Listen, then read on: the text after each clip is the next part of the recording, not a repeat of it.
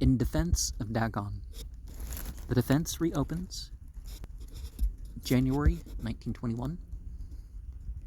In replying to the adverse criticisms of my weird tale, Dagon, I must begin by conceding that all such work is necessarily directed to a very limited section of the public. Fiction falls generally into three major divisions: romantic, realistic, and imaginative. The first is for those who value action and emotion for their own sake, who are interested in striking events which conform to a preconceived artificial pattern. These readers will accept psychological improbabilities and untruths, and even highly distorted objective happenings, but they demand a background of literalism. Romanticists are persons who, on the one hand, scorn the realist who says that moonlight is only reflected wave motion in ether, but who, on the other hand, sit stolid and unmoved when a fantasist tells them that the moon is a hideous nightmare eye watching, ever watching. They will say to the realist that he forgets the emotional influence of moonlight, but they will not be able to follow up subjectively a fantastic conception involving myth-making. So will be equally opposed to the teller of strange legends. The second fictional school, the realism, which rules the public today, is for those who are intellectual and analytical rather than poetical or emotional. It is scientific and literal, and laughs both at the romanticist and the mythmaker. It has the virtue of being close to life, but has the disadvantage of sinking into the commonplace and the unpleasant at times. Both romanticism and realism have their common quality of dealing almost wholly with the objective world,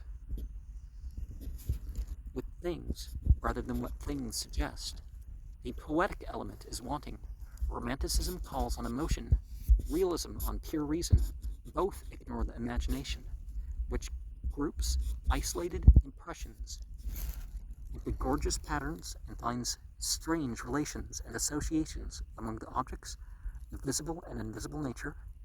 Fantasy exists to fulfill the demands of the imagination, but since imagination is so much less widely diffused than our emotion and analytical reason, it follows that such a literary type must be relatively rare and decidedly restricted in its appeal.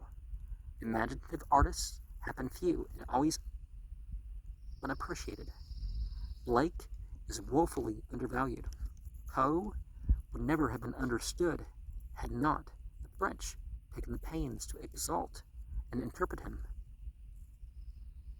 Dunsany has met with nothing but coldness or lukewarm praise, and 9 persons out of 10 never heard of Ambrose Bierce, the greatest story writer, except Poe, whom America ever produced.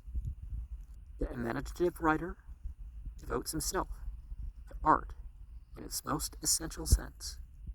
It is not his business to fashion a pretty trifle, to please the children, to point a useful moral, to concoct superficial uplift stuff for the mid-Victorian holdover, or to rehash insolvable human problems didactically.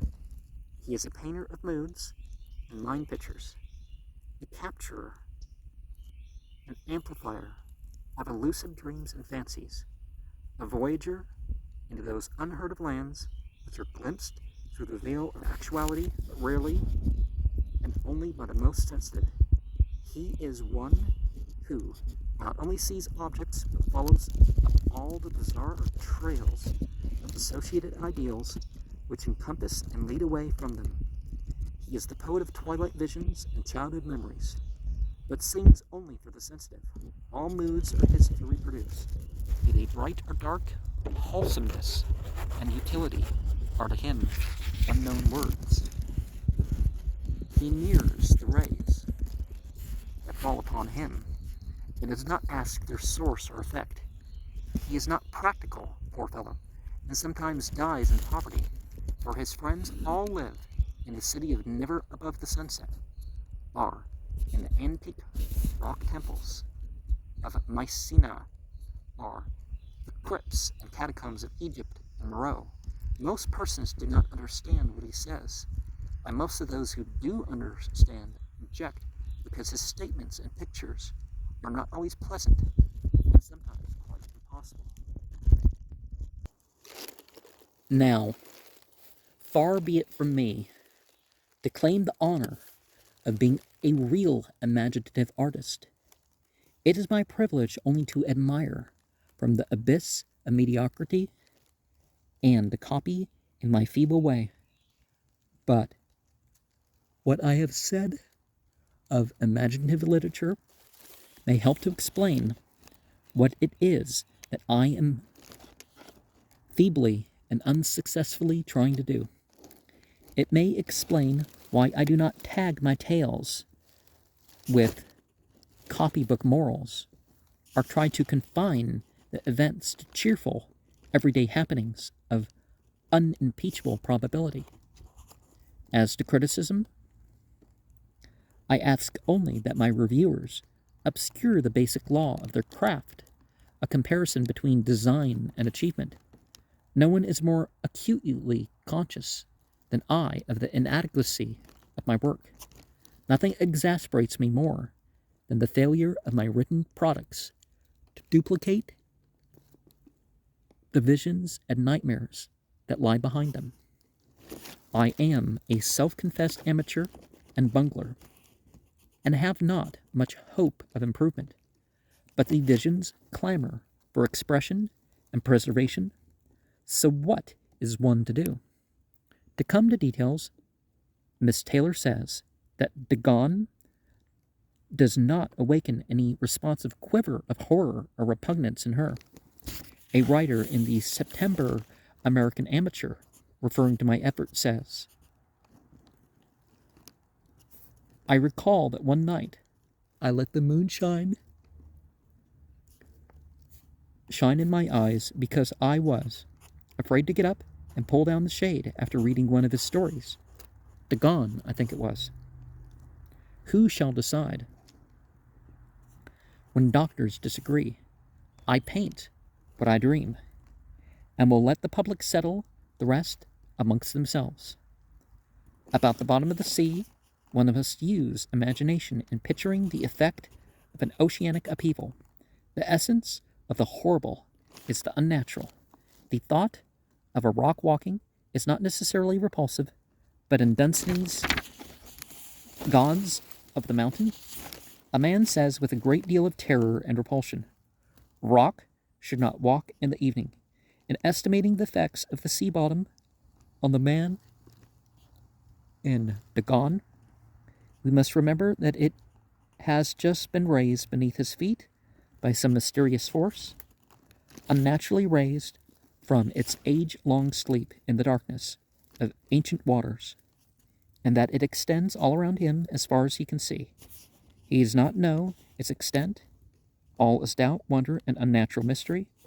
The man might not be afraid to watch the tide go out on the beach at home, but under the circumstances of the tale, he is likely to be rather badly scared sailor, or a supercargo, to accept a Brownian correction. Probably the worst thing is solitude and barren immensity that has unhinged more than one mind. As to the fish, the assumption is correct. The earthquake killed some, and the rest died for want of water after the ocean bed rose to the air. Miss Brown is unimpressed as to the reality of Dagon, since to him it seems quite impossible. In reply, I might say that realism was not the desired effect, although in past geological ages large bodies of land have both risen above and sunk beneath the waves. Does Mr. Brown recall the legend of Atlantis? I've written a long story on that theme. About the ocean bed, I shall have to disagree with Mr. Brown. Summoning the facts of physical geography to my aid, the deep sea bottom is smooth and monotonous, a rolling plain with a few topographical features. There is no life, water pressure is too great, but there is a deposit of ooze consisting of the tiny shells of simple marine organisms which live near the surface. One philosopher, to choose a book almost at random from my shelf, says, "The monotony, dreariness, and desolation of the deeper parts of this submarine scenery can scarcely be realized.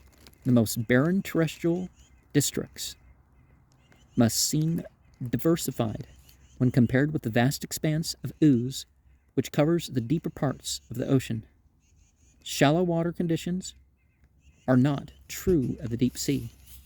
Why should the hero of Dagon wish to escape from the Germans if well treated? For one thing, he might prefer the chances of rescue to the certainties of a Hun prison camp at the end of the voyage." Miss Fidlar's remark that war horrors have exhausted the capacity of the world for receiving new horrors, which may be answered in two ways. One, I do not write for any particular age. I wrote as much before the war as after, and Dagon was written about the middle of it. Two, the physical horrors of war, no matter how extreme and unprecedented, hardly have a bearing on the entirely different realm of supernatural terror. Ghosts are still ghosts. The mind can get more thrills from unrealities than from realities. Mr. Bullen's criticism is greatly appreciated, and I am glad that poor Dagon did not bore everyone. He overestimates the didactic element a trifle. Like Dunsey, I protest that except in a few cases, I have no thought of teaching. The story is first, and if any philosophy creeps in it, it is by accident. The white ship was an exception. As to the criticisms, the hero victim is sucked half into the mire, yet he does crawl. He pulls himself along in the detestable ooze, tenaciously though it cling to him. I know, for I dreamed that the whole hideous crawl, and can yet feel the ooze sucking me down. Possibly my description lacked clearness. As to the expression, completeness of the stillness, I wish to emphasize a peculiar condition, paralleled only by that imposed silence, a fable, and also to balance the phrase, homogeneity of the landscape. Curtail is a stenographic error, like the omission of I from Piltdown, which my critics overlooked. The suggestions anent to the dubious word scientist and the phrase whales and the like are good, and will be acted on if the yarn is ever republished. Mr. Monday acts the raison d'etre of Dagon. I will give it, purely and simply, to reproduce a mood. Its object is the simplest in all art, portrayal. I must read the Grim 13. Has Mr. Monday read Can Such Things Be by Ambrose Bierce? I am glad that several liked Old Christmas. I would that Miss Taylor and Mr. Bullen were right about my being a poet, but must regretfully renounce the distinction. Old Christmas is a rhymed essay, light verse, verging on the whimsical. As to the prophetic impossibility of such words as gastronomic and patriarchal, fully conceded. But investigation of the Georgian and Queen Anne verse will reveal the fountainhead of the venerable tradition I follow. I rejoice that Mr. Bullen, a native of the motherland, should find my pictures reasonably accurate. A comparative recluse, seeing little of any part of the world, is likely to take up his imaginative abode in whatever spot his main interest lies, unhampered by the conditions of actual geography. As a devotee of the past, I have naturally read more English than American books, and have felt profoundly the charm of those scenes and events amongst which my race stock was molded and developed, so that my conception of home and natural beauty has come to center in that soil around which so vast a majority of ancestral associations hover. This blessed plot, this earth, this realm, this England. And that sort of sentiment can be expressed in regards to the Art of Nine Angles fiction, right? Because it, is influenced by the topography and all that of England. The scenes of my tales are such of them as do not relate to imaginary regions, are laid in about equal proportion in England and America. Someday I will copy for the circulator by various verses on America and England, as published in amateur journals on both sides of the water. One of them appeared in the Professional National Magazine in Boston, and brought me an offer, albeit an impractical one, from the book publishing house of Sherman, French & Co. Last of all, I will touch upon the allusions to me made in the conductor's notes. I trust that Mr. Bulin's flattering description will not lead the various members to expect from me more than I can furnish, for I am only too undeserving of such encomium. My imperfect productions speak louder than a charitable conductor's praise. Regarding the Wickenden objections to my philosophical views, I am afraid I cannot be as much impressed as I should be, since most of the points on which I am attacked are really points of language rather than belief.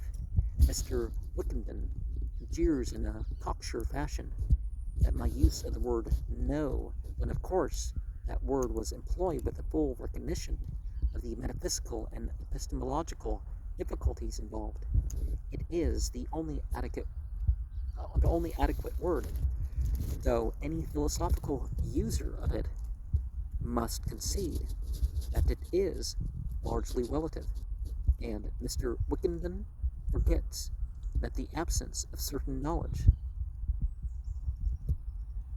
militates as strongly against dogmatic theism as against dogmatic atheism, or rather, while not forgetting it, he uses it as propaganda for a set of opinions much less intrinsically probable than those he dismisses as unproven.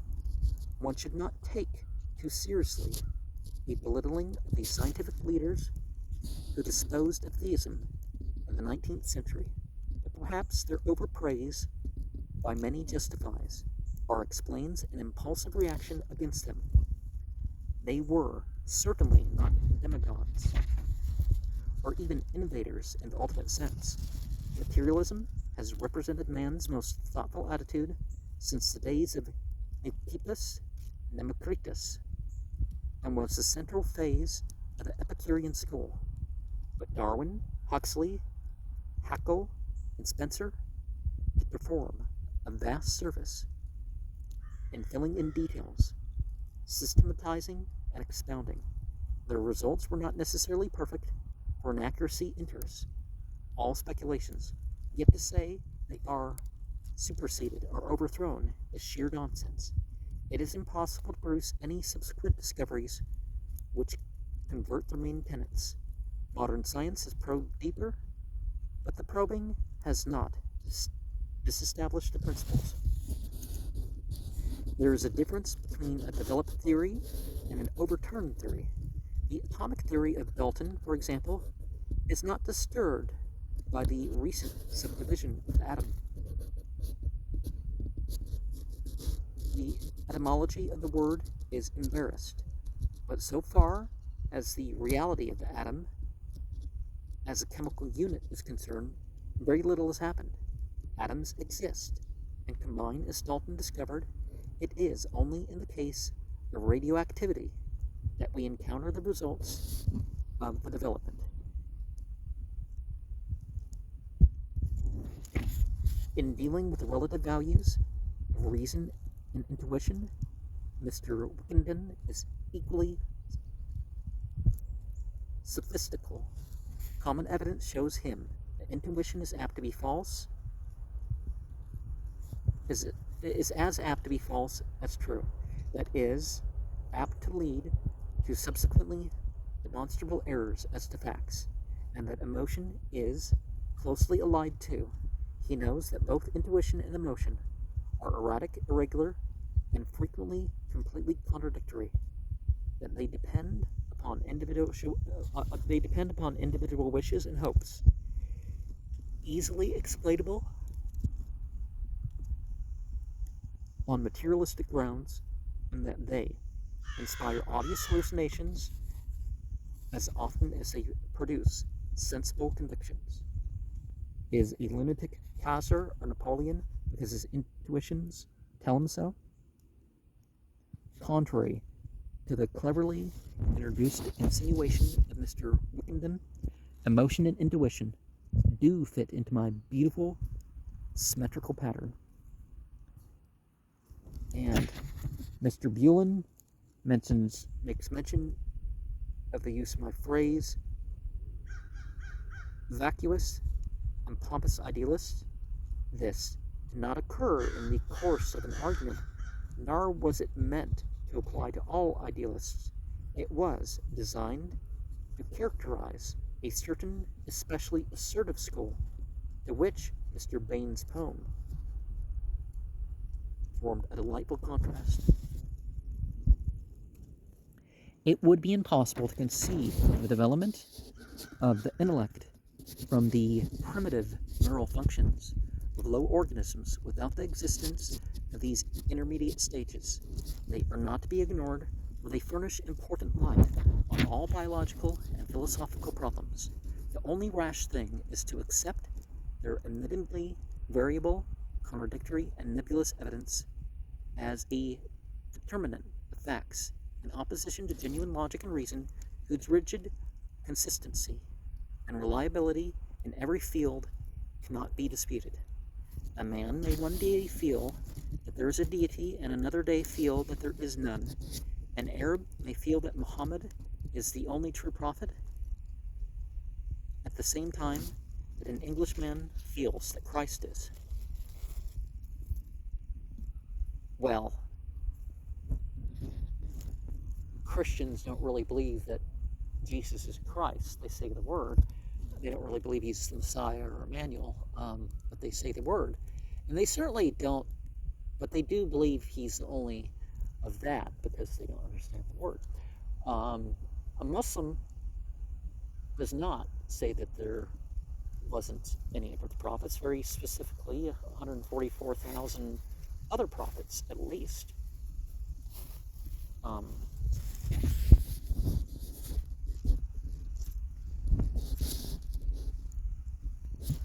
But none of these men can possibly differ as to the existence of land and water, or the sequence of the seasons.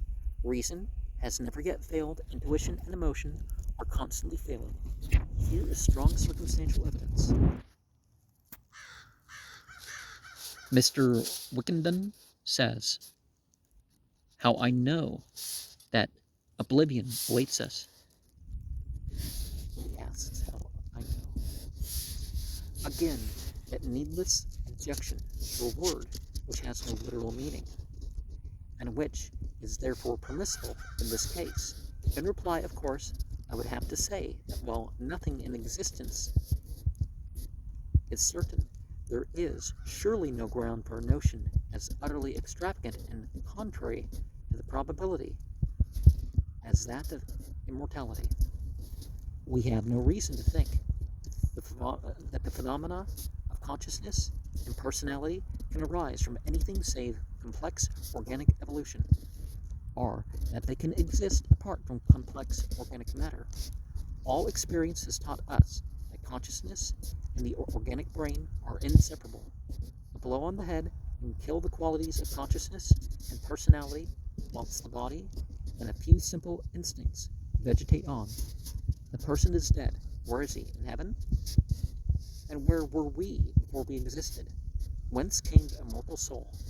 Likewise, since the notion of soul and immortality is so clearly akin to the conceptions of duality and eternity, formed through dreams and dread of the unknown, what right have we to invent an artificial and less probable explanation, or to accept uncritically that animistic legends handed down from our savage and barbarian ancestors?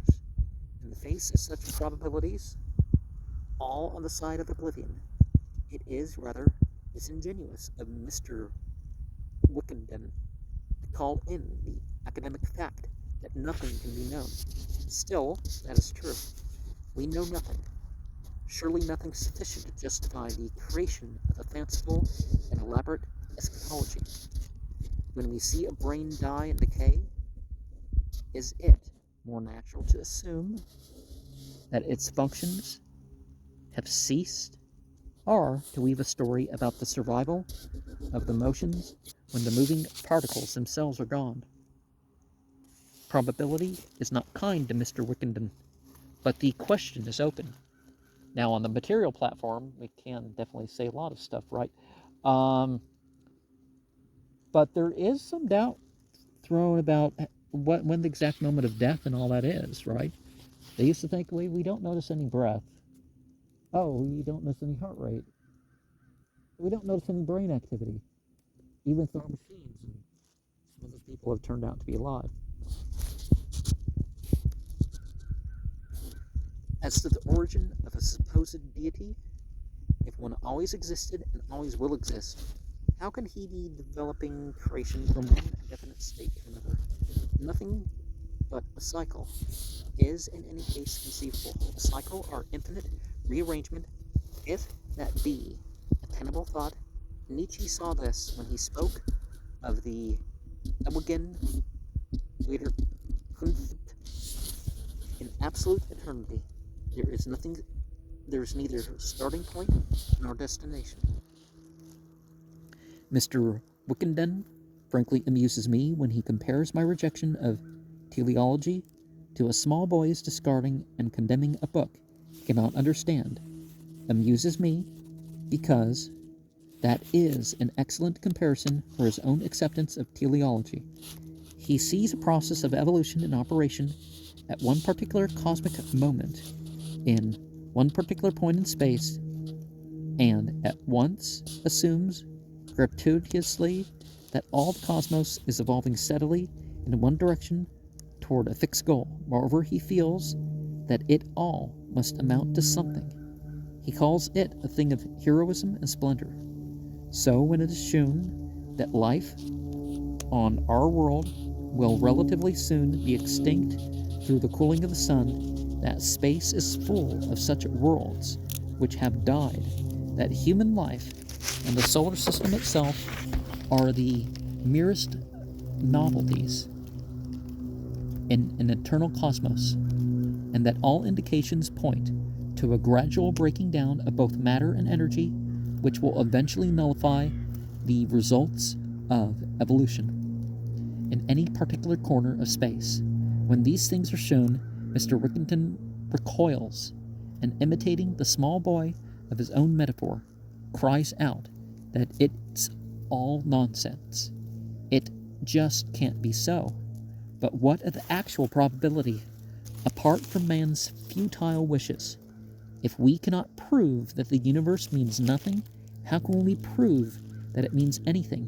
What right have we to invent a notion of purpose in the utter absence of evidence? Of course, our savage forefathers could not conceive of a cosmos without a purpose any more than they could conceive of one without an anthropomorphic deity. But what place have their legends in 1921?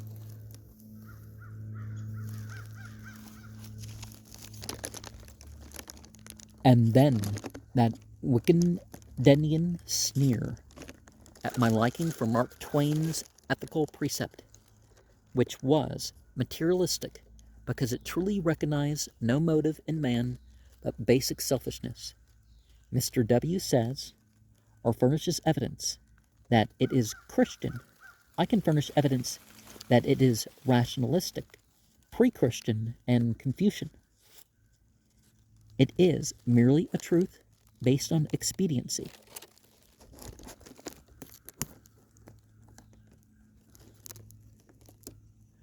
Free for any ethical teacher to seize and use, be he theistic or atheistic. At the end of his discourse, Mr. Wickenden professes himself the complete agnostic and relies on circumstantial evidence. I am content to follow his method.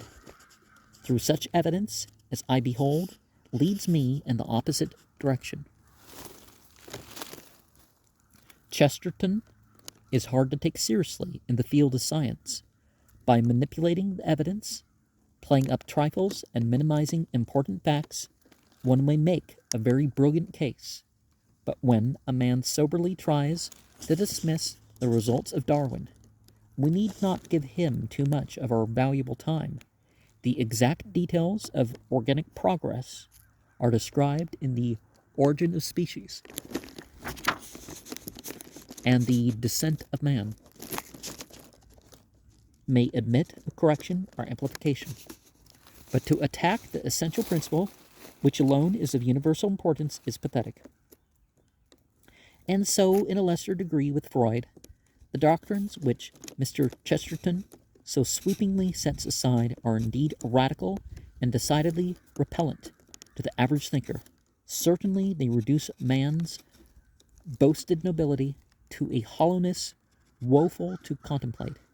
But it is our business merely to observe the impartiality, the extent to which the new views coincide with known phenomena,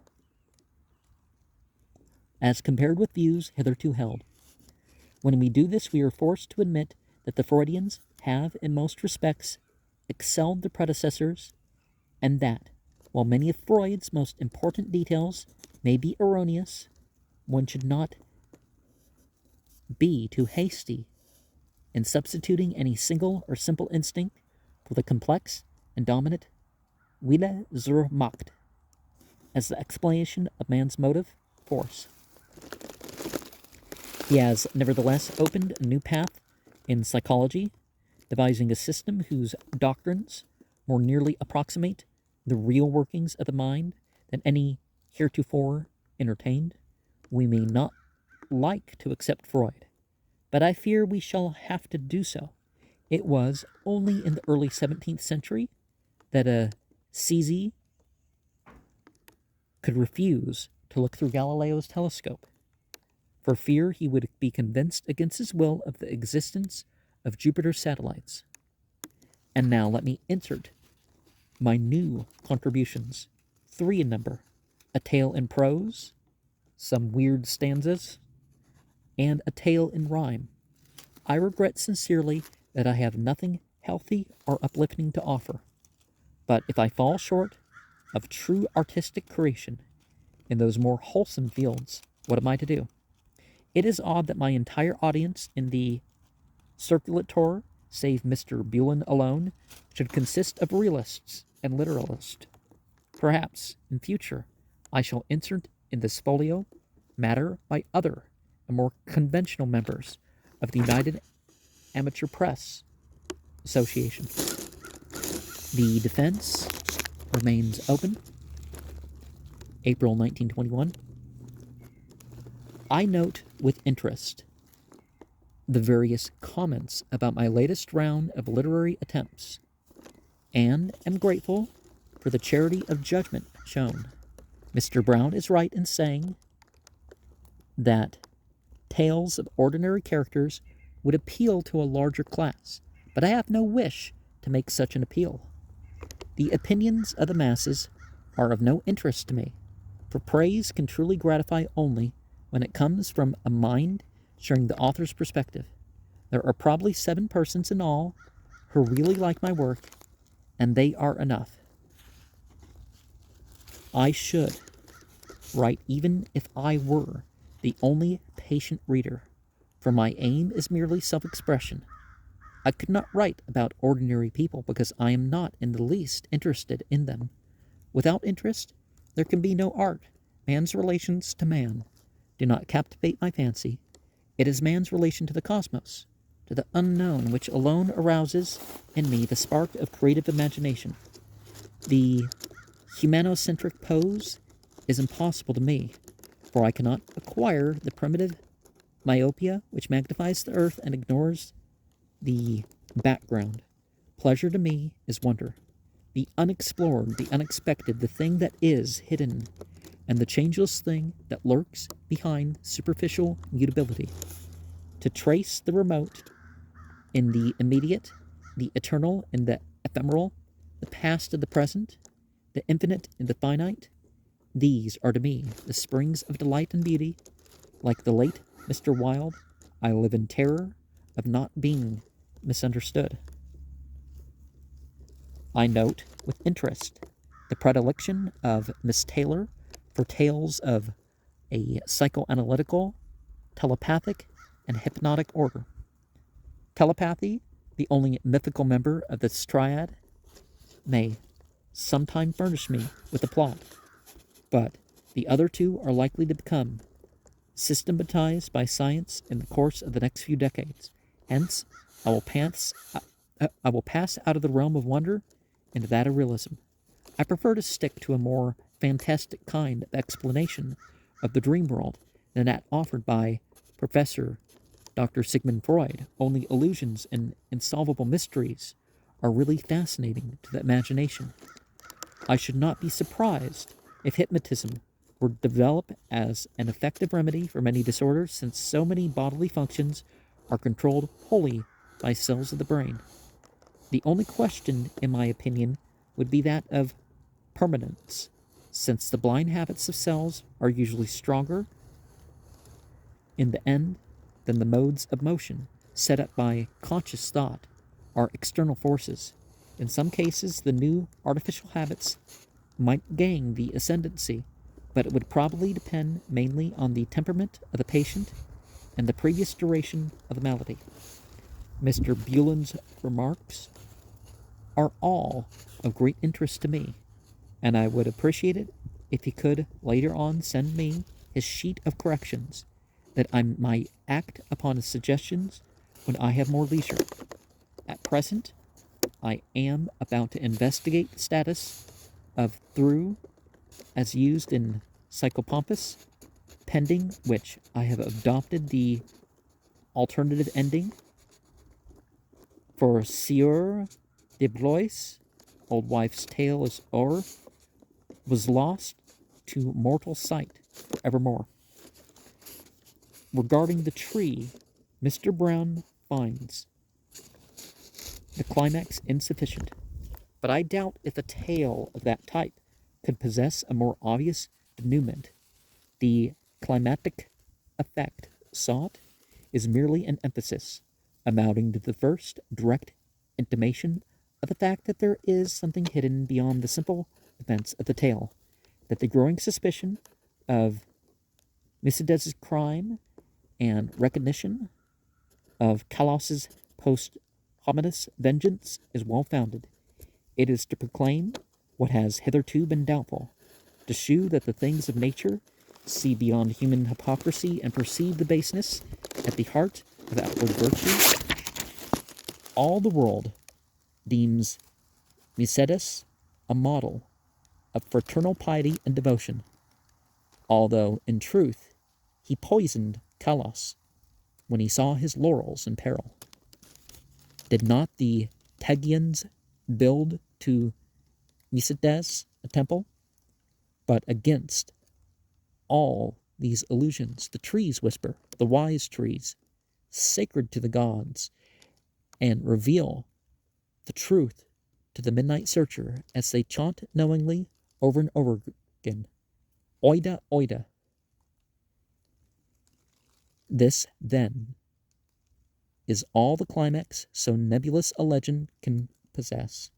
Mr. Bullen, referring to the motto, asks what it is that the fates find a way to accomplish.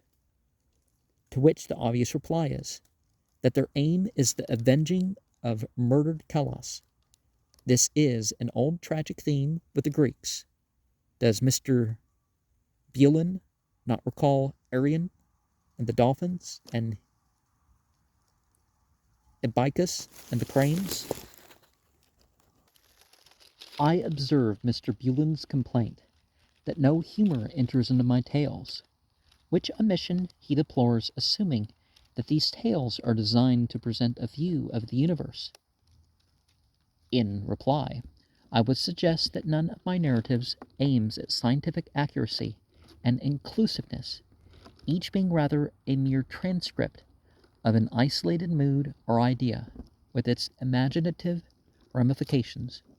Moreover, humor is itself but a superficial view of that which is in truth both tragic and terrible. The contrast between human pretense and cosmic mechanical reality. Humor is but the faint terrestrial echo of the hideous laughter of the blind mad gods that squat leeringly and sardonically in caverns beyond the Milky Way. It is a hollow thing, sweet on the outside, but filled with the pathos of fruitless aspiration. All great humorists are sad. Mark Twain was a cynic and agnostic, and wrote The Mysterious Stranger and What is Man? Okay, The Mysterious Stranger, yeah.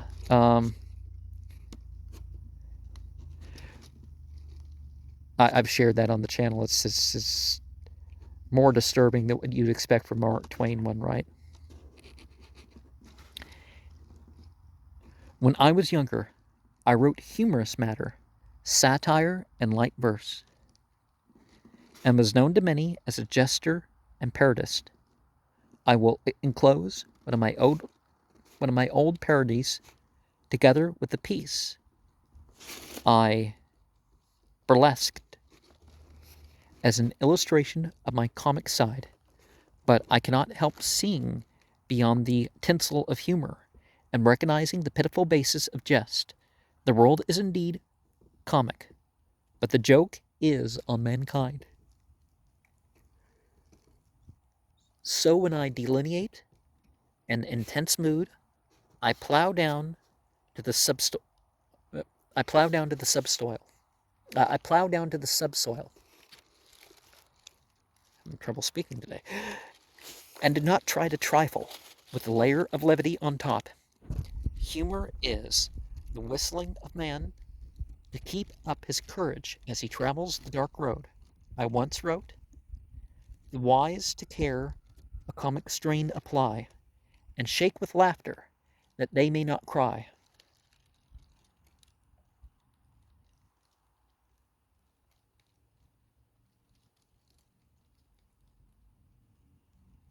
Let it not be thought that I fail to appreciate humor. Indeed, I employ it in discourse, being regarded as satirical and given to repartee, lest my readers deem me a creature wholly without counterpart. I will enclose a cutting about an infinitely greater person, Charles Baudelaire, some of whose qualities may perhaps explain or illuminate the character of one with a very roughly similar outlook.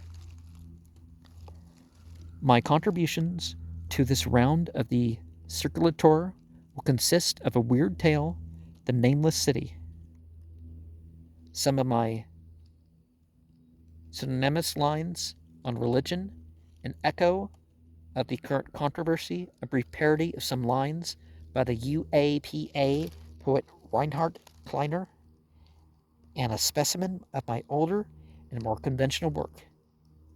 Finsnicket Park, written in the Georgian manner in the year 1913 when I was 23 years of age.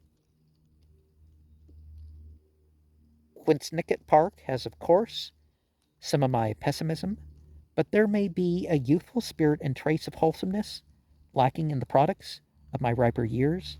I perceive that Mr. Bullen and his lieutenants are anxious to carry on the controversy regarding materialism and idealism, which is surely agreeable enough to me, however ill it may conform to the rules of the circulator at the practice of drawing on outside talent be permitted to both sides.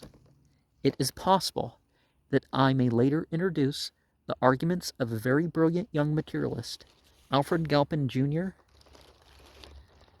536 College Avenue, Appleton, Wisconsin, president of the United Amateur Press Association. Mr. Galpin is at present a student at Lawrence College, but in spite of his youth, is a person of attainments little short of marvelous, a genuine boy prodigy. He is now only 19, but I consider him already the most remarkable human being of my acquaintance, and believe he will become in time a critic and philosopher of international reputation. Mr. Galpin is a lineal descendant of Captain James Cook, the celebrated explorer who was killed by natives in the Sandwich Islands in 1776. His opinions are, for the most part, identical with my own, that idealists should turn from the defensive to the offensive is something which cannot but benefit discussion. The tactics of the two attitudes differ, and a question cannot be displayed in its fullness till each antagonist has assumed both positions. Idealists were formerly on the defensive because, as the heirs of primitive tradition, they were first in the field and held all the territory. In their citadel of hereditary strength, they were besieged by the materialists, a school of latter growth whose doctrines sprang not from savage conjecture, but from scientific observation. Now the citadel is captured, and the thinking world is materialistic, realizing that man possesses no innate knowledge, and that any claim regarding invisible and improbable phenomena must be supported by evidence. The victorious materialists hold the citadel and await the assaults of idealism, which now strikes back to regain the territory it has lost. But the strokes are strangely feeble, for the weapons of idealism melt in the sun of discovery. Mr. Wickenden continues to attack me with more success than he attacks the ideas I utter, which are not of my creating. He points out some apparent ineptitude of the rhetoric whereby I seem to aggregate to myself the title of scientist, which I certainly did not wish or intend to do, and thereupon fancies that he has destroyed those other men's theories which I merely repeated, when he declares it more improbable for carbonates to change to protoplasm than for an organic substance to possess a soul and immortality. He shews such an apparent misunderstanding of the principles involved that I despair of mutual comprehension. Perhaps a repetition of some basic facts might be clarifying. Hoping to define the conditions in each of the two cases. In the first place, no one assumes any volition on the part of a piece of chalk or other inorganic compound to change its mode of internal motion to the organic and vital type. The change, when it first occurred, must have been merely a rearrangement of moving particles, incidental to the cooling and contraction of the whole planet, with no volition save the blind churning of electrons, which constitutes all cosmic existence in the ultimate sense. Let Mr. Wickenden see very clearly that no radical change is involved, that nothing is either created or destroyed. The first appearance of life on any planet need be nothing more than a change of motion among certain molecules, atoms, and electrons. There is nothing new or occult, since in 1828 organic compounds have been synthesized, and he is indeed a bold speculator who will deny the possibility of actual abiogenesis as a future achievement of chemistry. Utterly different is the absurd conception of a soul or immortality. So different that Mr. Wickenden's description of it as comparatively easy reads more like a jest than like sober discussion. Remember that in theorizing on the origin of life, we have not had to consider anything more than the shifting of material particles. How then, we may call it easier to assume in one wild guess the existence of a whole world of entity distinct from any provable substance, leaving no existence of itself and independent of the known laws of matter. If it was hard to conceive of life as the product of lifeless matter, is it indeed easier to conceive of the existence of an airy nothing, which can have no source at all, but which is claimed without proof or probability to hover around certain substances for certain periods and subsequently to retain the personality of the substance around which it last hovers? Or perhaps Mr. Wickenden thinks that the material body creates the soul, in which case it would be interesting to discover how he thinks the emanation can be non-material, or how, if it be energy and not matter, it can retain the personality of the parent matter. I will not accuse Mr. Wickenden of being so naive as to perpetuate the blunder of the Lieutenant Colonel of Mr. Buelen's cutting, the assumption that the radiant heat emitted by a flame perpetuates in any way the flame itself. That betraying metaphor is ammunition for the materialist. For just as a candle burns itself out in smoke, vapor, and waves of thermal energy, leaving nothing to perpetuate its own individual qualities, so must a human brain burn itself out at last, after sending out irrecoverable ether waves, which disperse to the uttermost recesses of infinity.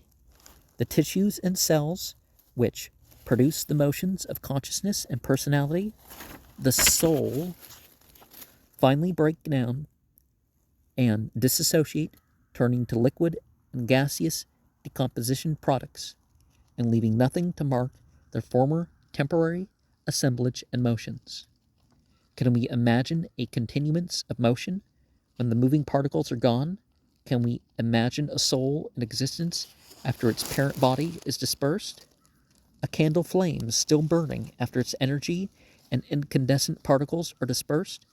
Nothing in human mythology is more patently unthinkable, and yet Mr. Wickenden would have us compare this crude and impossible bit of animism with the wholly commonplace hypothesis that one kind of material motion may at some period have been changed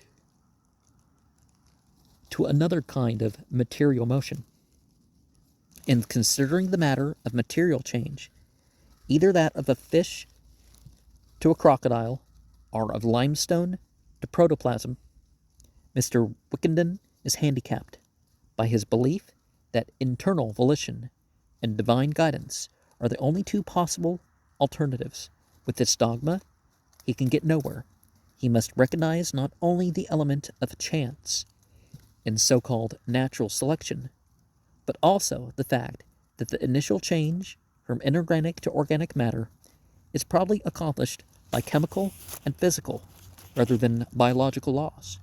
It is, in fact, only sensible to regard it as the transition from pure chemistry and physics to biology. Mr. Wickenden's difficulty in understanding why there should be any internal volition in organic types, such as that of a fish for dry land, would be removed if he would realize that all volition is merely a neural, molecular process, a blind material instinct or impulse.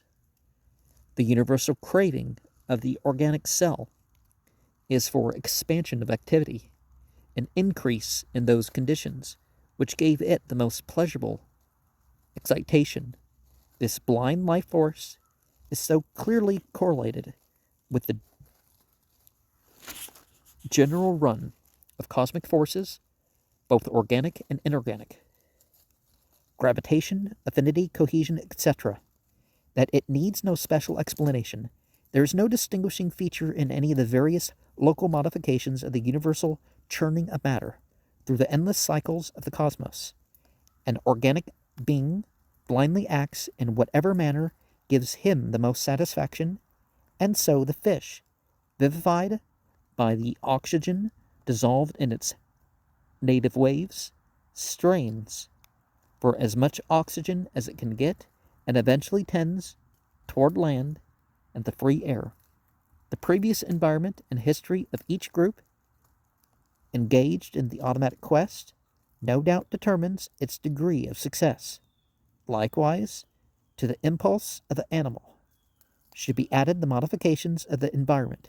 Perhaps it is too hasty to attribute all evolutional changes to internal causes, and since many may result from the animal's struggle to adapt itself to changing surroundings, the recession or evaporation of a body of water giving rise to a swamp may be the cause of changing fishes to amphibia in the course of generations, just as the subsequent drying of the swamp into solid land may transform the amphibia to land animals, first of the lizard kind, then mammals, including man, and no one knows what later on. If the planet lasts long enough, changes are accomplished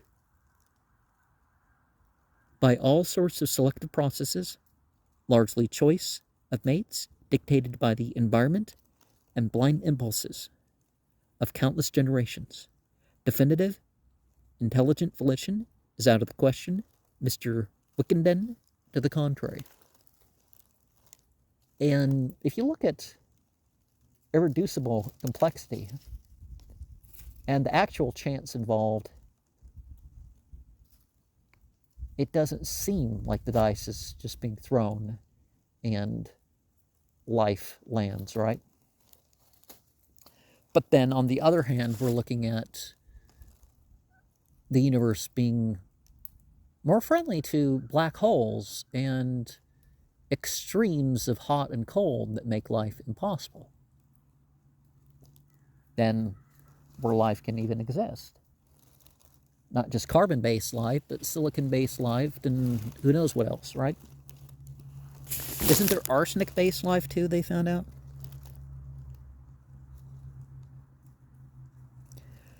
When Mr. Wickenden jumps to the conclusion that divine guidance must exist simply because there is no readily visible reason why a fish should spontaneously seek land, he is certainly displaying a vast eagerness to accept the more superficial conclusion before analyzing the apparent objections which he finds in the other. It would be possible to cite many reasons which would drive fish to land, should it be demonstrated that the oxygen of the air is an insufficient bait. Much might be said for the light of the upper regions, with its increased possibilities of pleasurably affecting the eye. Mr. Wickenden displays his weakness in the assumption that fish are perfectly comfortable in water. An absurd statement, in view of the obvious lack of continuous comfort in all beings with complex neural development. There is, in every phase of vertebrate organic life, a constant chafing and unrest, since adaptation to the environment is never perfect. All life is struggle and combat, itself a disproof of divinity, and in this fray an organism fights both its fellows and its surroundings. When a certain act or change is of benefit in securing an advantage and increasing the opportunities of pleasurable excitation, it is blindly persisted in through the universal tendency of following the line of least resistance. All organisms tend to do what secures them the most pleasurable or best facilitates their continued existence, and at the end their course, determined by circumstance, produces various modifications of type. There is no conscious desire, no intelligent aspiration, no definite foreknowledge. It is all a process of stumbling in the dark, of recoiling from greater to lesser discomforts and dangers, and of groping for an increased amount of pleasures faintly tested.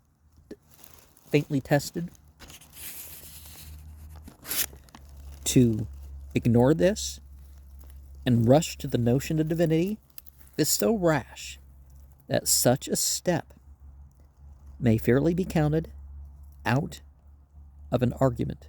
Mr. Wickenden depends on words rather than on facts and ideas. As witness his really delicious epigram about explaining evolution. I hardly know whether a reply is needed for the statement regarding the anomalous expansion of water just above the freezing point. Certainly, this is an unusual thing, but no more so than countless others, having no possible purposive significance. It is not definitely explained, but neither are dozens of other phenomena of molecular physics. Why are all the anomalies of science? Why do the satellites of Uranus move in a plane nearly perpendicular to that of the planet's orbit? And why does Neptune's satellite move backwards? Why does the moon appear larger to the naked eye when near the horizon, when micrometric measurement and theory unite in showing the apparent disk as smaller?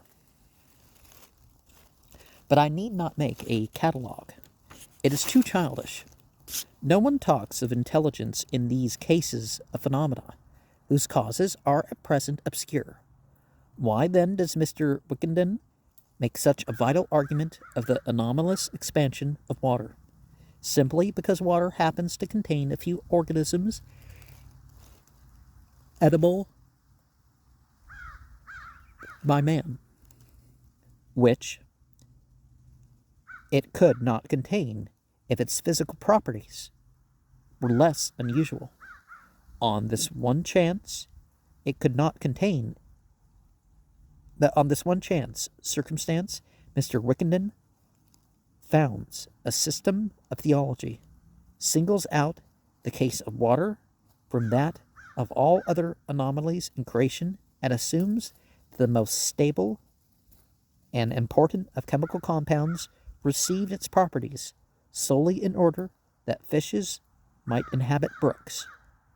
How inconsiderate of nature not to fashion water so that man might walk through it and build railways on the floor of the Atlantic. The same intelligence that created brooks for fishes neglected to make all parts of the land habitable by man. Strange oversight. Why are not the Sahara and the Antarctic continent habitable, if it is the divine purpose to adapt everything to the sustenance of life?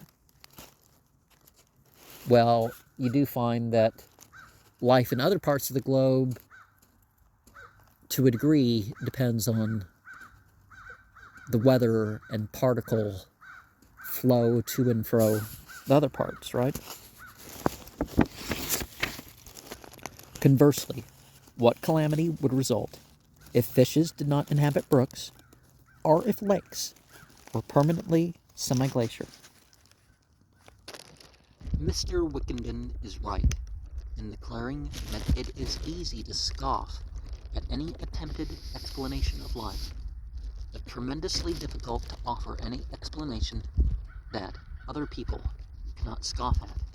In truth, knowledge has not yet extended very far below the surface, so that continual readjustments of thought are necessary. Beyond a certain limit, knowledge may be impossible to acquire with man's present sensory and intellectual equipment, so that In all likelihood, the universe will never be explained.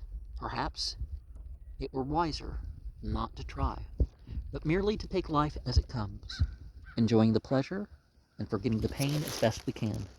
Since, however, our curiosity does prompt us to make more inquiries, it is certainly more sensible to build up our speculations humbly, step by step, from the known to the unknown, than to cast aside probability and experience altogether, and accept dogmatically and uncritically the primitive legends of early man,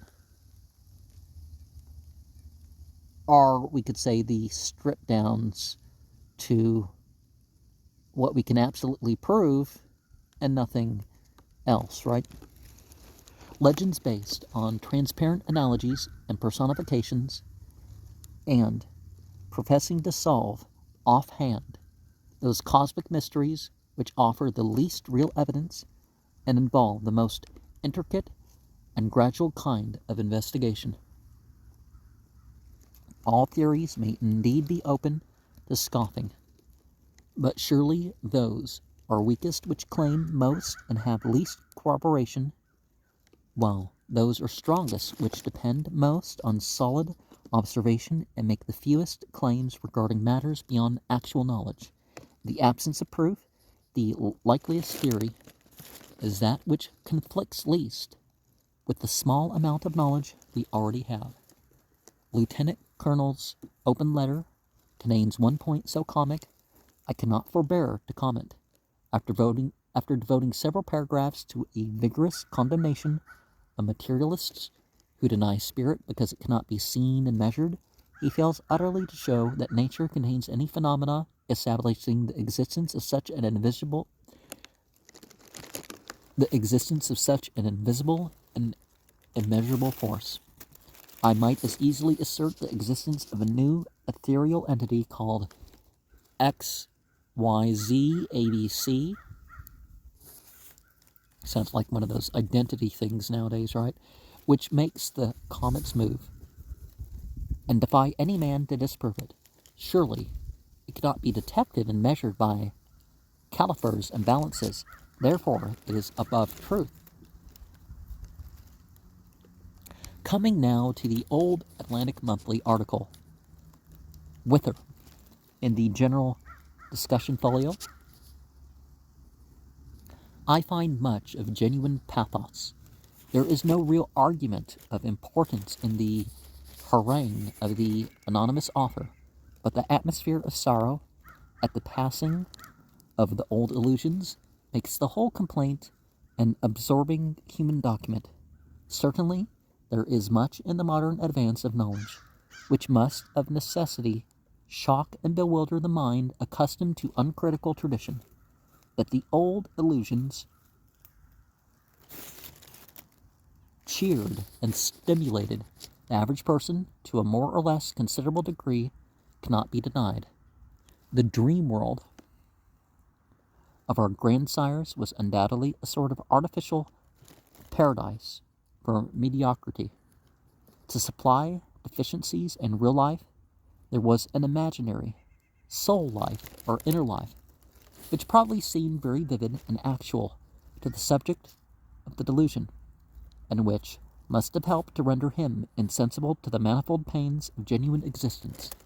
The phenomenon can be duplicated on a small scale by any imaginative person, and those who have succeeded in thus creating for the nonce an unreal world can fully appreciate the sense of relative security and peace existing among those who accepted deity and immortality as actual facts. It is a general objection to Christianity that it stifled artistic freedom, trampled on healthy instincts, and set up false and unjust standards.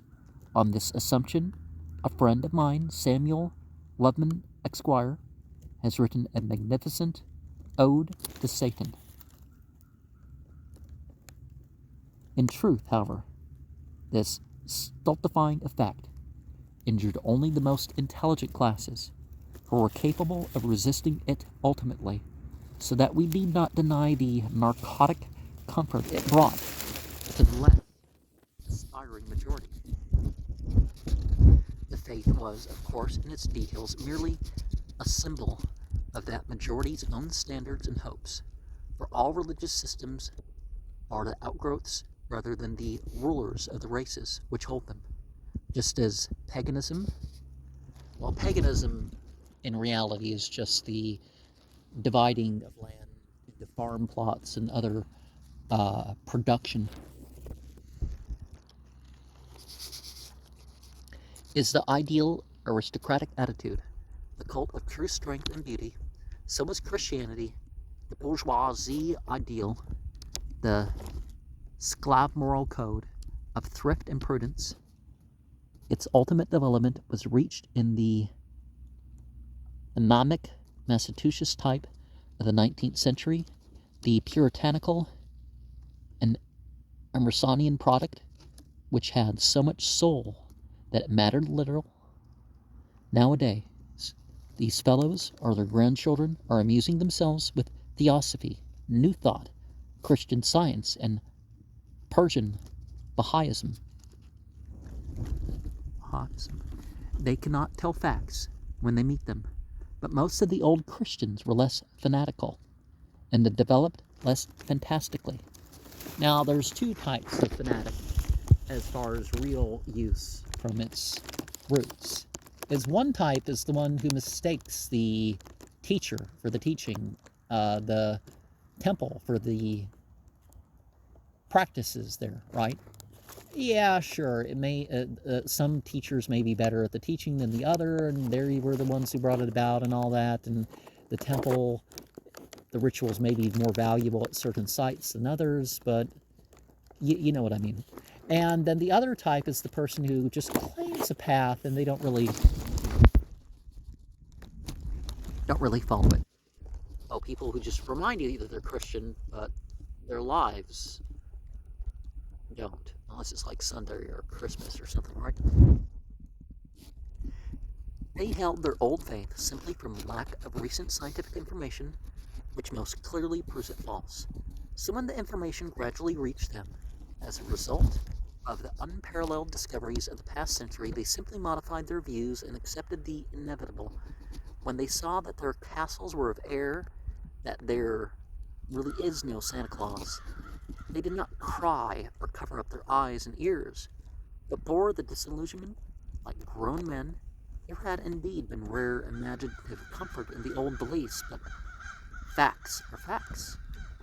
The withdrawal of the spiritual drug acted like the withdrawal of liquor from some topers, occasionally causing them to rise to greater mental heights by frankly facing things as they are.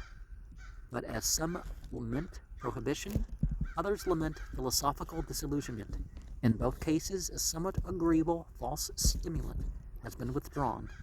The change has been very subtle, more often tactic than open, and affecting the all-important subconscious springs of thought and action, rather than the outward qualities of apparent belief. For the modern materialist, a good majority probably attend some church and consider themselves Christian. That is because most persons never think accurately and searchingly. Their beliefs mean little. What matters is a deep inward disillusionment, whereby they feel the change and dare not trust what they trusted before. Regrets are absolutely futile.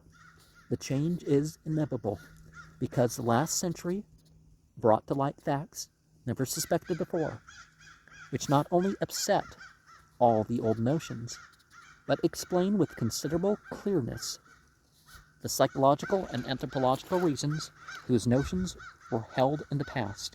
The suddenness of the change is not surprising. Its seeds were sown in the splendor of the Renaissance, when new thought was emancipated and scientific progress begun. New instruments, exciting new zeal, and opening up new vistas have appeared in logical succession, and minds formerly applied to other arts have joined in the quest for truth. The 19th and 20th centuries mark the logical culmination of the advance of 500 years. the growth of philosophies on the new data, so that he who would order us back to superstition is like Canute commanding the waves. Unfortunately or not, the illusion of spirituality is dead among the thinking classes. The phase of primitive allegory has retreated into the past, and we must make the best of what we cannot help. If we tried to believe now, we should feel the sham and despise ourselves for it. We simply know better, like the small boy deprived of Santa Claus. At the same time, we must not ignore the pathetic sobbing intensity of the reaction among a certain emotionally delicate class. The wrench of disillusion is terrible for them, and according to their temperament, they are driven either into blind occultism or passionate Christian apologetics. The author of Wither is of the latter type, seeking to stem the tide with sophistry, imperfect data, and weak logic. He weeps vainly for the departed values, and pleads weakly for continuity and what he calls spiritual evolution. I was raised to be a missionary, and in the church in which I was raised to be a missionary, we were told that we would be asked which scripture we focus on more, and we were told to answer the family. And we were told to believe in the most correct book and all that stuff. So I've kept that. I've just not kept it in the context that I was raised to keep it in. Alas, he does not see that the spiritual is exploded, and that continuity is never possible in matters discovered. Before America was discovered, it was unknown, and suddenly it was known. And so with the facts, overturning religion, searching wither for a real argument, the reader finds only one amidst the manifold question-beggings and sophistries, regrets, and gratuitous assumptions of values. And tragically enough, that argument is so easily and fully answerable by natural science, that it is no sooner uttered than nullified. Why, asks the author, may we not say, here are certain persistent hopes, inner needs, longings, which we can explain only on the assumption that the universe is a universe of spirit, because, the realist replies, all those hopes, longings, and alleged needs are natural attributes of a certain stage of primitive development, early implanted in man and wholly explainable as products of his unfolding mind as it reacted to his surroundings and limited information. This matter of the explanation of spiritual feelings is really the most important of all materialistic arguments, since the explanations are not only overwhelmingly forcible, but so adequate as to show that man could not possibly have developed without acquiring just such false impressions. The idea of deity is a logical and inevitable result of ignorance, since the savage can conceive of no action save by a volition and personality like his own. Animism cannot be avoided by any ignorant mind familiar with dreams, and immortality is an easy step once a dual existence is admitted. The savage has always, so far as he can recall, lived, and he cannot picture a state of not living. In this matter of eternal life, he is also guided by his dread of extinction. He has seen dead bodies and cannot think that such will be the end of his consciousness. Desire becomes accomplished fact in his simple opinions. Then, seething through his crudely animal and emotional nature, are 1,000 blind organic forces, such as made his fish ancestors seek air and his amphibian ancestors seek the dry hills. His mind is not nearly so powerful as the primal vestigial urges and currents that rack him, and when these are not drained by combative or other uses, they turn on the nervous system and produce the frenzies and wild hallucinations known as religious experience. Freud has much to say of the share these primal urges play in forming thoughts when partly suppressed. As the savage progresses, he acquires experience and formulates codes of right and wrong from his memories of those courses which have helped or hurt him. His imagination becomes able to create pictures artificially, and as he dwells on the things he likes best, he gradually comes to believe in a possible state of things where everything is homogeneously delightful. He usually places these ideal conditions in the past and future where disproof is impossible. Thus, we have the Golden Age and Elysium, the Garden of Eden and Heaven. Then, out of the principle of barter comes the illusion of justice, and so on, till at length we behold a whole system of theistic and idealistic legendary, developed gradually during man's susceptible childhood, and fastened on him as a second nature by countless generations of inherited belief. Now, we can't just point to the past and say, oh, it was so great back then and all this stuff, and I'm part of the same traditions. Like, well, then why don't you do that yourself? Why don't you create a better government, a better church group, or whatever you're looking at, right? There is nothing to wonder at in the long survival and the hard death of such a system. Its overthrow comes only as a result of the long survival and hard death of such a system. Its overthrow comes only as a result of the most conclusive and gigantic array of contrary evidence. The wonderful thing is that it should have been extensively challenged by an important section of Greek philosophers as far back as Democritus. However, perhaps one should not wonder at anything Greek. The race was a super race. In one way, religion probably helped to defeat itself by dividing and subdividing and developing subtle and scholastic systems of dogmatic. It acquired a tinge of rationality fatal to belief.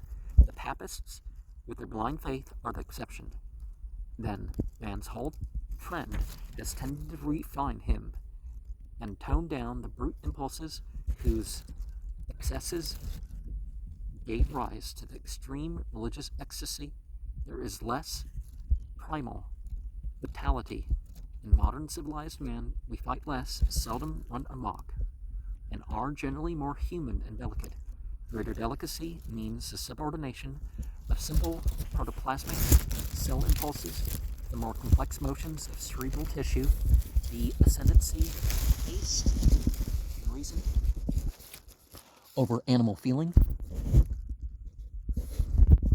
And as we thus grow away from the primitive, our chief urges toward religious groveling are removed. All religious demonstrativeness and ceremony is basically orgiastic, as one may gather from the veiled or open symbolism of nearly every typical rite of every race. And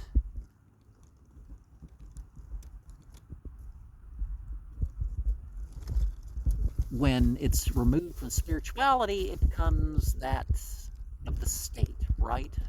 Or of the race, or your favorite TV show, or you want some physical monsters, but they're not, they're still not real, or, various things, right? But the survivors of Christianity take the whole question of modern change too seriously. Just how much of the possible decadence of this age may be traced to materialism, it is impossible to say. At any rate, it cannot be helped. As a matter of fact, the connexion is probably other than causal. Progress and sophistication, arch enemies of all illusion, have destroyed traditions of behavior as well as of thought, and acting upon a sensitive and heterogeneous world, culminated in an inevitable bewilderment and realization of futility. One cause may underlie decadence and materialism, but these two are sisters, not child and parent. No civilization has lasted forever, and perhaps our own is perishing of natural old age. If so, the end cannot well be deferred. On the other hand, we may be merely passing from youth to maturity. A period of more realistic and sophisticated life may lie ahead of us, filled with cynical resignation and dreams of languorous beauty, rather than with the fire and faith of early life. We can neither predict nor determine, for we are but the creatures of blind destiny. Materialism is not the tragedy, at least, not the utter tragedy that idealists picture. It is gray rather than black, for even in the most idealistic ages, a goodly share of the prevailing serenity came from physical and subconscious rather than conscious causes. No change of faith can dull the colors and magic of spring, or dampen the native exuberance of perfect health. And the consolations of taste and intellect are infinite. It is easy to remove the mind from harping on the lost illusion of immortality. The disciplined intellect fears nothing and craves no sugar plum at the day's end, but is content to accept life and serve society as best it may. Personally, I should not care for immortality in the least.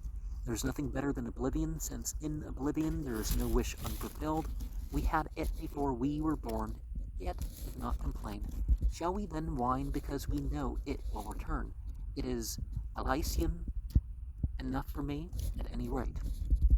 Altogether, we have depended less than we think on Christian mythology. The French have done without it for a long time, yet their realistic culture maintains its brilliancy, and the national temperament has sunk to no perceptible degree. Our race is younger, but is fast growing up, and I am confident that the Saxon can face maturity as bravely as the Gaul. If history teaches aright, he should do even better. But who were the victors at Agincourt, Crécy, Poitiers, Trafalgar? Then, too, we overrate the religious influences we are losing, stripping the past of its cloak of romantic rationalizing and euphemism. We find that most human affairs have always been decided on the wholly materialistic lines. Even the leading religious movements have their secret history, generally of a materialistic nature. The only human motive since the species has existed has been selfishness. If we are now less pious, we are also less hypocritical. One honest Nietzsche is worth a dozen mock saints. In Greece, whose culture was the greatest of all, antedated Christianity and originated materialism. Modern civilization is the direct heir of Hellenic culture. All that we have is Greek, since the transient Semitic importation of ascetic idealism has run its course. Can we not recapture a trace of the old pagan lightheartedness that once sparkled by the Again? Surely we can think of life as having something of beauty, and only a glutton wants eternity. Final words. Unlimited apologies. September 1921. Unlimited apologies are due the members of the Circulator for the vast delay to which I have subjected it on this round, and for the inadequate contributions which I am making to it. All I may offer as an excuse is that the pressure of other imperative matters, both in the field of associational amateur journalism and in that of professional revision, has rendered greater clarity quite impossible. Indeed, so manifold are the duties with which I find myself now enveloped, that I fear a relinquishment of circulator membership will be inevitable after this round. By attempting too many things, one becomes unable to do any of them justice. Therefore, it is most advisable to relinquish newer interests in order to fulfill faithfully one's older and accustomed pursuits. However, I'm making a final contribution to the circulator in the form of one more fantastic tale, the doom that came to Sarnath, which I insert not because of any particular merit, but because it has just won the story laureateship in the United Amateur Press Association, an honor which last year fell to my white ship, also exhibited in the circulator. To those of my readers who have disliked the fantastic and macabre tone of my work, I proffer the sincerest apologies and would defend myself only by pointing out that there is an artistic ideal apart from the wholesomeness and instructiveness beloved by the worthy generality of citizens. For the endorsement and interest of the public, I care not at all, writing solely for my own satisfaction. Writing for any other motive cannot possibly be art. The professional author is the ultimate antithesis of the artist. My own failure to be an artist results from limited genius rather than mischosen object. In his preface to the picture of Dorian Gray, Oscar Wilde says many things which bourgeoisie critics should learn by heart. No artist desires to prove anything. No artist has ethical sympathies. An ethical sympathy in an artist is an unpardonable mannerism of style. No artist is ever morbid. The artist can express everything. All art is at once surface and symbol. Those who read the symbol do so at their peril. It's the spectator and not life that art really mirrors. All art is quite useless. Elsewhere, Wilde says, a work of art is the unique result of a unique temperament. Its beauty comes from the fact that the author is what he is. It has nothing to do with the fact that other people want what they want. Indeed, the moment that an artist takes notice of what other people want and tries to supply the demand, he ceases to be an artist and becomes a dull or an amusing craftsman, an honest or a dishonest tradesman. He has no further claim to be considered as an artist. Art is the most intense mode of individualism the world has ever known. From the point of view of style, a healthy work of art is one whose style recognizes the beauty of the medium it employs, be that material one of words or bronze, of color or of ivory, and uses that beauty as a factor in producing the aesthetic effect. From the point of view of subject, a healthy work of art is one the choice of whose subject is conditioned by the temperament of the artist and comes directly out of it. An unhealthy work of art, on the other hand, is a work whose style is obvious, old-fashioned, and common, and whose subject is deliberately chosen not because the artist has any pleasure in it, but because he thinks that the public will pay him for it. In fact, the popular novel that the public calls healthy is always a thoroughly unhealthy production, and what the public calls an unhealthy novel is always a beautiful and healthy work of art. For Miss Ashley's word in favor of the weird, I'm very grateful. Under separate cover, I'm sending her some matter pertaining to the United Amateur Press Association, which I trust she will decide to join, and where may be found a variety of real artists of the most genuine kind. Some of my views on art will be found in my coming number of the Conservative, which I shall mail to the members of the Circulator in bidding farewell to a discussion of the weird and the somber it may not be amiss to mention an excellent collection of tales to which my attention has just been drawn.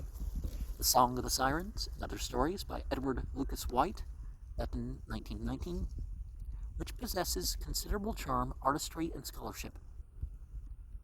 Most of them have a very clever and accurate setting in classical antiquity, are in medieval Italy. Mr. Wickenden's latest controversial assault is very interesting, and I accept with contrition the correction regarding sneers as to the no controversy.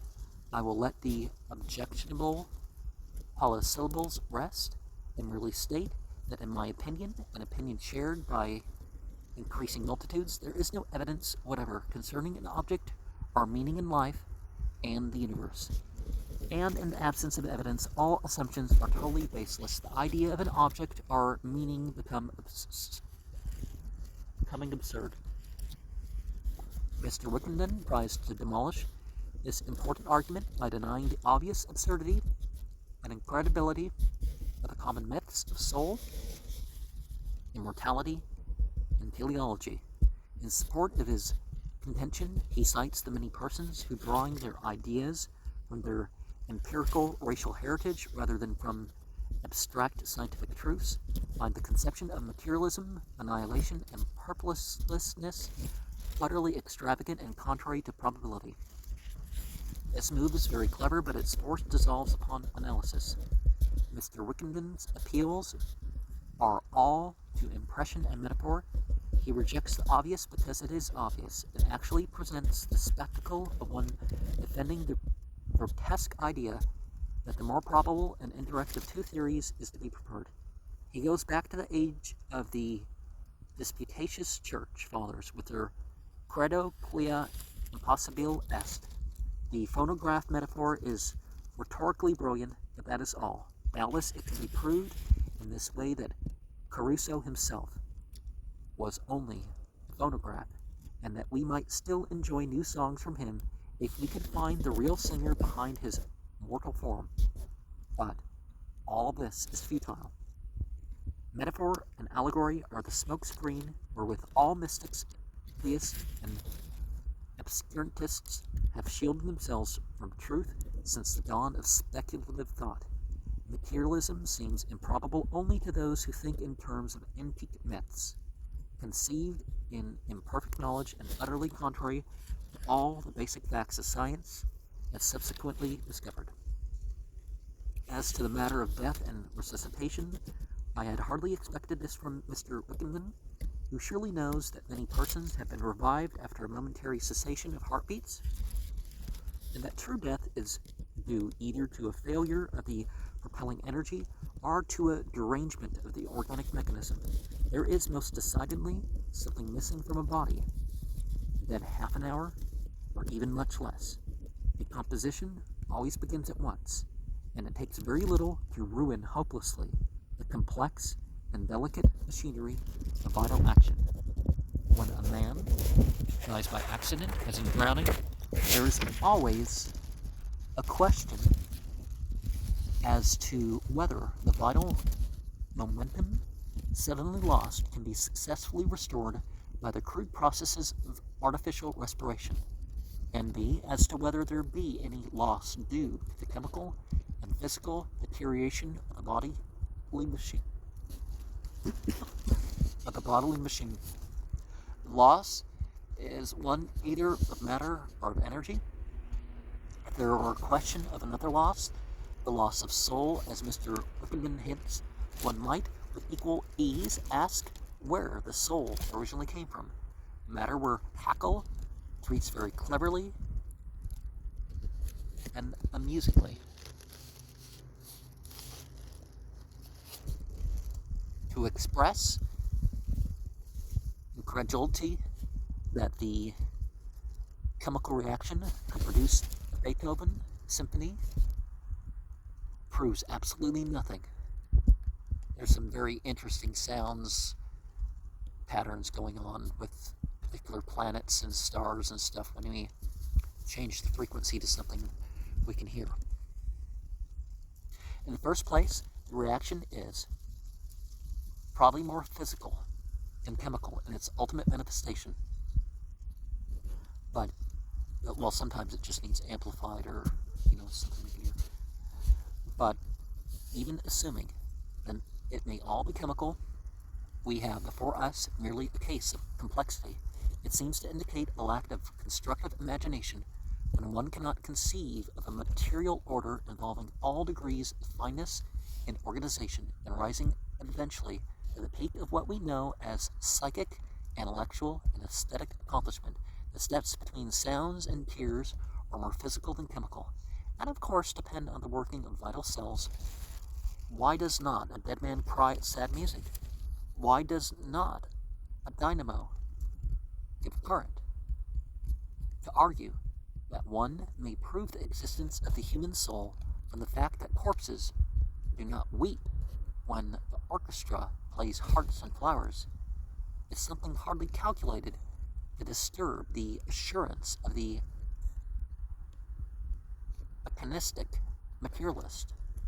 Well, I don't know the tune, but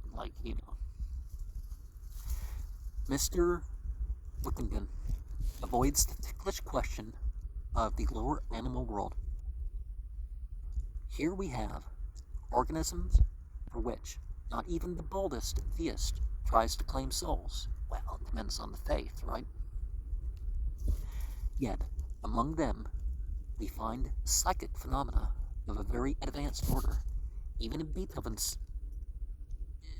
symphony affects many animals strongly, a case where Mr. W.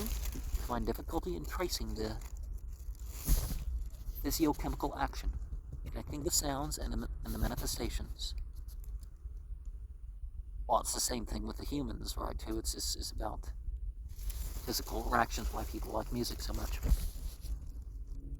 One may ask, to the confounding of those who aver that men have souls, whilst beasts have not, just what the difference may be betwixt the effects of music on man and on beast, and also just how the evolving organism began to acquire spirit after it crossed the boundary betwixt advanced ape and primitive human.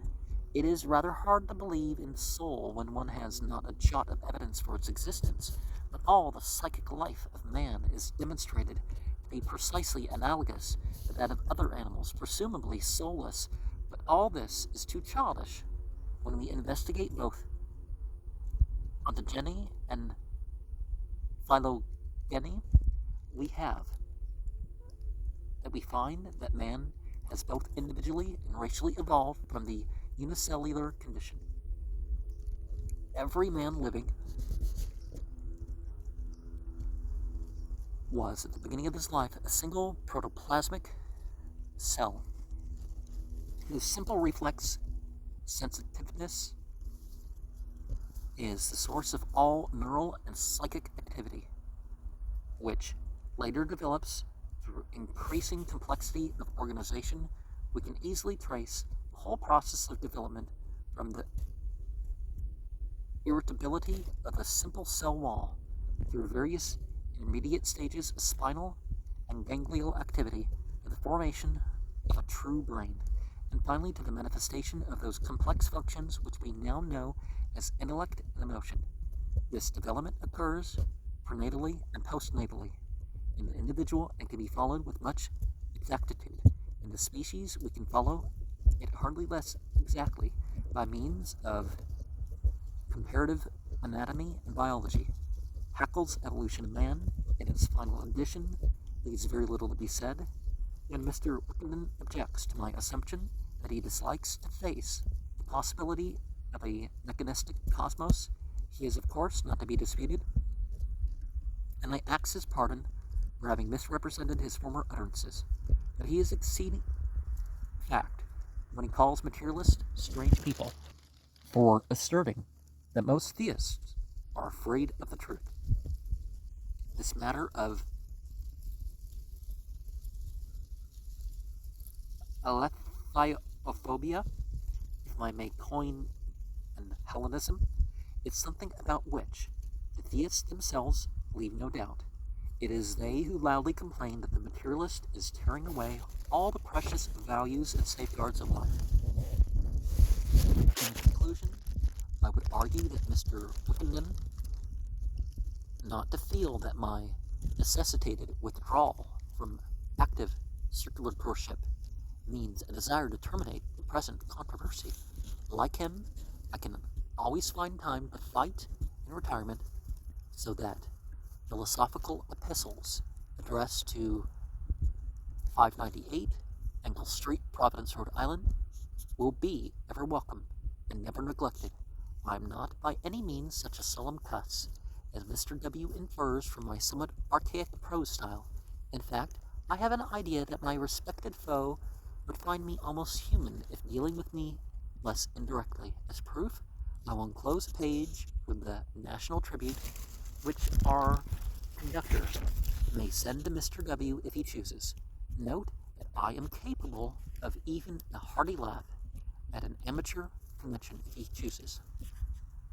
And now I must bid the circulator a reluctant farewell, trusting that at some future time a readjustment of activities will permit me to resume a connexion so pleasing, and that our novelists, Messrs. Munday and Bullen, will have the abounding charity to show me the remainder of their respective novels, concerning whose terminations I am in a wholesome state of suspense. Ave atque vel dibus septembribus 1921. And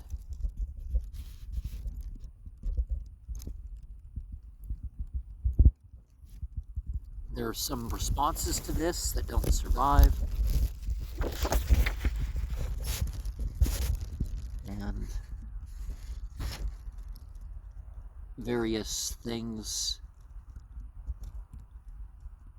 back and forth that are quoted are can be referred to what was said, but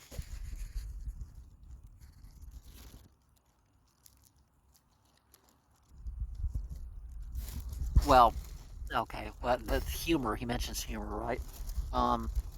Humor is part of life, so that was sort of the point he was going at, because some people say, well, you know, you don't need humor in a point of life, or like, where's the humor in the guy?